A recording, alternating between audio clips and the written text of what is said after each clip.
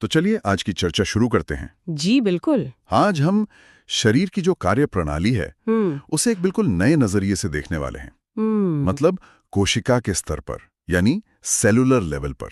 सही। हमारे हाथ में डॉक्टर हरनेक सिंह का एक बड़ा दिलचस्प लेख है और हमारा मिशन है कि इसके जरिए मेटाबॉलिज्म, भूख और वजन, इन सब से जुड़ी जो पहेलियां हैं उन्हें सुलझाया जाए। हाँ, वो भी बिल्कुल सरल भाषा में। और ये ऐसी पहेलियां हैं जो हम सबको कहीं ना कहीं परेशान करती हैं। बिल्कुल। कभी अचानक वजन बढ़ जाता है, कभी हर वक्त थकान सी महसूस होती है, या फिर वो मीठा खाने की इच्छा। हाँ, जिसे रोक पाना नामुमकिन सा लगता है। हम इन लक्षणों से लड़ते रहते हैं, पर आज हम इनकी जड़ तक पहुंचने की कोशिश करेंगे। बिल्कुल। और लेख की शुरुआत ही एक बहुत दमदार विचार से होती है। हम अक्सर सोचते हैं कि हमारा शरीर एक यूनिट है, एक ढांचा है, पर असल में ऐसा है नहीं है। जैसे एक घर ईंट से बनता है, वैसे ही हमारा शरीर खरबों जीवित और बुद्धिमान कोशिकाओं का एक शहर है। शहर शब्द यहाँ बहुत सही है। ये सिर्फ कोशिकाओं का ढेर नहीं है, अच्छा, बल्कि एक ऑर्गेनाइज्ड समुदाय है। हर कोशिका एक नागरिक की तरह है, जिसका अपना एक खास काम है। जैसे लिवर की कोशिकाएं डिटॉक्स करती हैं, दिल की कोशिकाएं धड़कती हैं और दिमाग की कोशिकाएं सोचती हैं। मतलब हमारा हर अंग, चाहे वो लिवर हो, दिल हो या दिमाग, हाँ, वो असल में इन खास नागरिकों यानी कोशिकाओं का एक मोहल्ला या डिस्ट्रिक्ट जैसा है। ठीक कहा। और यहीं पर स्वास्थ्य का सबसे बुनियादी सिद्धांत छिपा है। वो क्या है?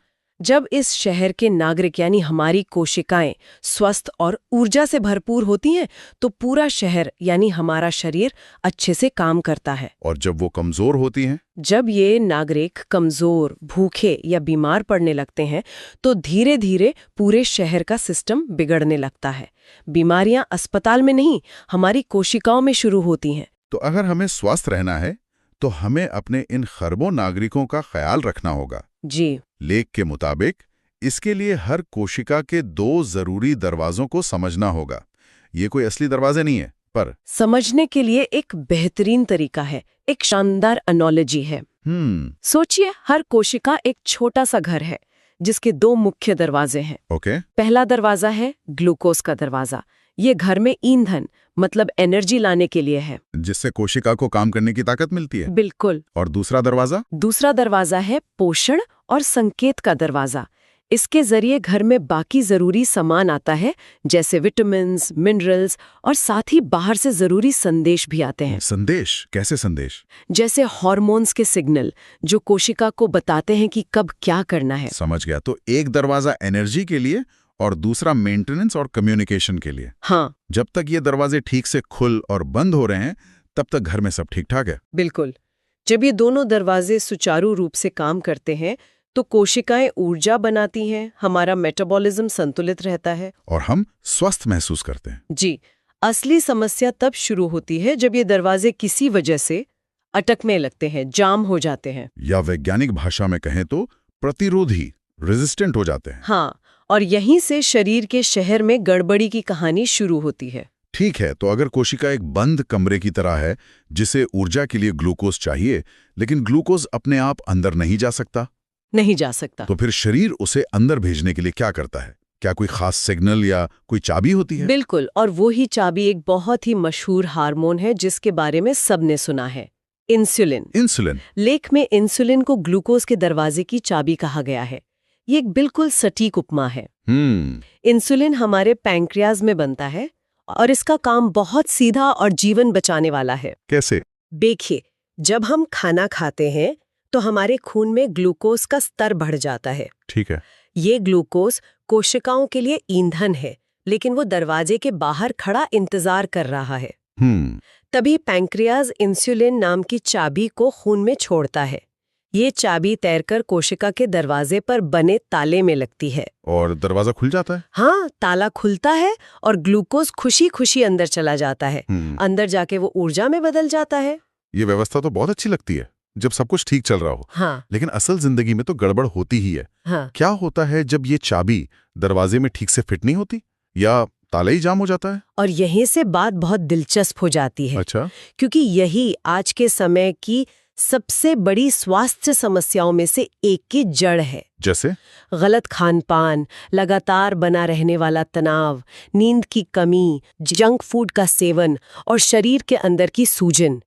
इन सब वजहों से हमारी कोशिकाओं के दरवाजे के ताले जिद्दी और कठोर हो जाते हैं। मतलब ताला इतना जाम हो जाता है कि इंसुलिन रूपी चाबी उसे खोल ही नहीं पाती।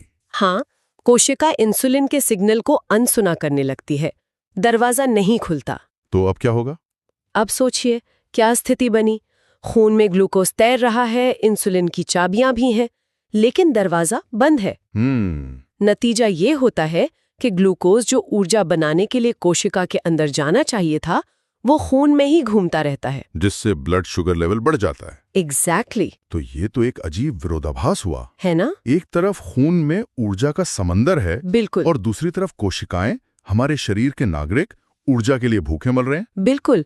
इसी वजह से लोगों को हर समय थकान महसूस होती है। अच्छा। शरीर में ईंधन तो है, पर इंजन तक पहुंच नहीं पा रहा। इस स्थिति में पैंक्रियास को लगता है कि शायद पर्याप्त चाबियां नहीं है, तो वो और ज्यादा इंसुलिन बनाने लगता है। हाँ, वो दरवाजे पर और जोर से दस्तक देने की कोशिश करता है।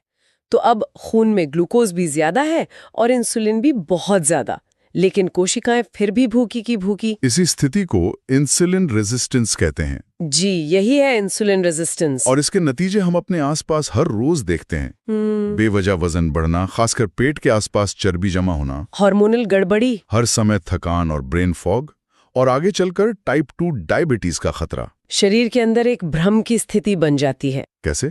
भूखी कोशिकाएं दिमाग को इमरजेंसी सिग्नल भेजती हैं कि हमारे पास ऊर्जा खत्म हो रही है, कुछ करो। और दिमाग क्या करता है? दिमाग ये सुनकर पैंक्रियास को आदेश देता है, और इंसुलिन बनाओ, दरवाजे खोलो। लेकिन दरवाजे तो जाम है। हाँ, पैंक्रियास और ज्यादा इंसुलिन बनाता है, लेकिन जिद्दी दरवाजे पर उसका कोई असर नहीं होता। ये एक दुष्चक्र बन जाता है। इसीलिए डॉक्टर सिंह के लेख की वो लाइन इतनी जबरदस्त है। कौन सी? इंसुलिन रेजिस्टेंस शुगर की समस्या नहीं है, ये कोशिका के दरवाजे की समस्या है। ये हमारी पूरी सोच को पलट देता है ना? हम सालों से ब्लड शुगर को दुश्मन मानकर उसे नियंत्रित करने पर ध्यान दे रहे हैं, जबकि बढ़ा हुआ शुगर तो सिर्फ एक लक्षण है, जैसे बुखार। तो असली बीमारी तो बंद दरवाजा यानी इंसुलिन रेजिस्टेंस है। वाकई ये तो सोचने का पूरा नजरिया ही बदल देता है। इसका मतलब है कि सिर्फ शुगर कम करने पर ध्यान देना वैसा ही है जैसे फर्श पर फैले पानी को पोंछते रहना, जबकि नल अभी भी पूरी तेजी से चल रहा है। हाँ, हमें नल बंद करना होगा, यानी दरवाजे को ठीक करना होगा। बिल्कुल। और दरवाजे को ठीक करने के लिए हमें ये समझना होगा कि उसे किस तरह का ईंधन पसंद है। अच्छा। यहीं पर भूख और डीएनए की भूमिका आती है। भूख? हाँ, भूख हमारे शरीर की भाषा है। यह कोई कमजोरी नहीं, बल्कि शरीर का यह बताने का तरीका है कि उसकी कोशिकाओं को ईंधन चाहिए। लेकिन कौन सा ईंधन? क्या हर तरह का खाना कोशिकाओं के लिए सही है? नहीं, और ये तय करता है हमारा डीएनए। डीएनए? जी, लेख में डीएनए को शरीर का आंतरिक सॉफ्टवेयर कहा गया है। ये सॉफ्टवेयर हजारों सालों में हमारे पूर्वजों के खानपान, हमारे क्षेत्र की जलवायु और मिट्टी के आधार पर प्रोग्राम हुआ है। मतलब ये पहचानता है कि कौन सा भोजन अपना है और कौन सा पराया। बिल्कुल। इसका मतलब ये है कि हमारा शरीर उन चीजों को आसानी से पचाता और इस्तेमाल करता है जिन्हें हमारे पूर्वज खाते आए हैं। जी, यही कारण है कि एक उत्तर भारतीय व्यक्ति का शरीर गेहूं, बाजरा और दालों को बेहतर ढंग से प्रोसेस कर पाता है, और वहीं केरल में रहने वाले व्यक्ति का शरीर नारियल आधारित भोजन को। हाँ, एक स्कैंडिनेवियाई व्यक्ति का डीएनए मछली और जड़ वाली सब्जियों को पहचानता है। हमारा डीएनए हमारे पारंपरिक पैतृक भोजन को पहचानता है, और पिज्जा, बर्गर, नूडल्स उसे नहीं पहचानता। ये सब संसाधित या इंडस्ट्रियल फूड्स हैं। तो अगर हम एक सूची बनाएं कि हमारा डीएनए किन खाद्य पदार्थों को आसानी से स्वीकार करता है, तो उसमें आएंगे पारंपरिक अनाज, ताजी सब्जियां, मौसमी फल, बाजरा, दालें, मेवे और बीज। मूल रूप से वो सब कुछ जो प्राकृतिक है और हमारे आसपास उगता है। हाँ, और जब हम ये भोजन खाते हैं तो कोशिका के दरवाजे इसे आसानी से पहचान लेते हैं और इंसुलिन अपना काम ठीक से कर पाता है। और जब हम अल्ट्रा प्रोसेस्ड फूड खाते हैं, जब हम खाते हैं पिज्जा, बर्गर, बेकरी उत्पाद, चिप्स, तो हमारा शरीर इन्हें ठीक से पहचान नहीं पाता। क्यों? क्योंकि हमारे शरीर के पास इन नए नए केमिकल्स को प्रोसेस करने का इवोल्यूशनरी सॉफ्टवेयर ही नहीं है। और जब शरीर इन्हें पहचान नहीं पाता तो क्या होता है? तो वो इसे एक बाहरी हमलावर की तरह देखता है। अच्छा।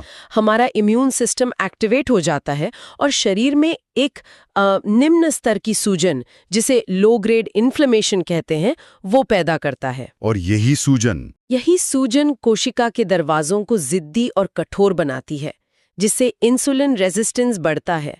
शरीर के लिए ये भोजन नहीं, बल्कि एक तरह का केमिकल हमला है। ये समझ में आता है, लेकिन मैं अभी भी एक बात पर अटका हुआ हूं। पूछिए। अगर मेरा सॉफ्टवेयर यानी डीएनए जानता है कि मेरे लिए क्या अच्छा है, तो फिर मुझे बर्गर और चिप्स खाने की इतनी तीव्र इच्छा क्यों होती है? बहुत गहरा सवाल है ये। ये तो मेरे अपने शरीर के खिलाफ जाने जैसा हुआ। क्या ये सिर्फ इच्छा शक्ति की कमी है? नहीं, इसका जवाब लेख के सबसे चौंकाने वाले हिस्से में है। और वो क्या है? जवाब ये है कि वो इच्छा हमेशा आपकी अपनी नहीं होती। मतलब? इस अवधारणा को गट ब्रेन हाईजैक कहते हैं। Gut brain hijack? ये तो किसी साइंस फिक्शन फिल्म जैसा लगता है। एक तरह से है भी वैसा ही। मतलब कोई हमारे दिमाग को हाईजैक कर रहा है? हाँ, हमारी आंत में खरबों सूक्ष्म जीव रहते हैं, अच्छे बैक्टीरिया भी और बुरे भी। ठीक है। जब हम लगातार चीनी, मैदा और प्रोसेस्ड फूड खाते हैं, तो हम अनजाने में बुरे बैक्टीरिया और यीस्ट को दावत दे रहे होते हैं। हाँ। उनकी आबादी बढ़ने लगती है। बिल्कुल। और ये सिर्फ चुपचाप बैठे नहीं रहते। तो वे क्या करते हैं? वे हमारी आंत और दिमाग को जोड़ने वाली मुख्य नर्व, जिसे वेगस नर्व कहते हैं, उसके जरिए दिमाग को सीधे सिग्नल भेजते हैं। सीधे सिग्नल? जी। और ये कोई जादू नहीं है, इसके पीछे विज्ञान है। ये बैक्टीरिया कुछ ऐसे न्यूरोकेमिकल्स बनाते हैं जो हमारे अपने न्यूरोट्रांसमीटर की नकल करते हैं। अच्छा। जिससे दिमाग को लगता है कि ये संदेश शरीर का अपना है।